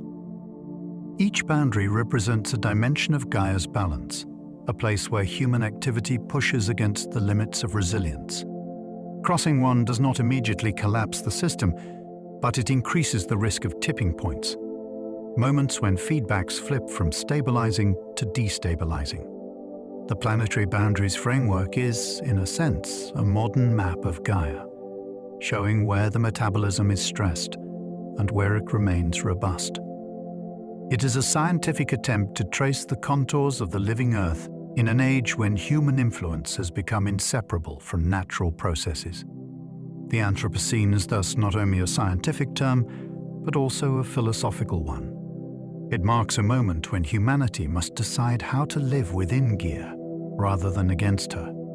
Are we disruptors who push feedbacks to failure, or participants who learn to strengthen the cycles of renewal? In Gaia Theory, there is no outside. Our cities, industries, and technologies are now part of the metabolism. The challenge is not to step away from Gaia, but to recognize our place within her, to shape our role with awareness rather than accident. As we move forward, this recognition leads into questions of ethics, responsibility, and stewardship. Gaia's story is not only one of systems and feedbacks, but also one of choices.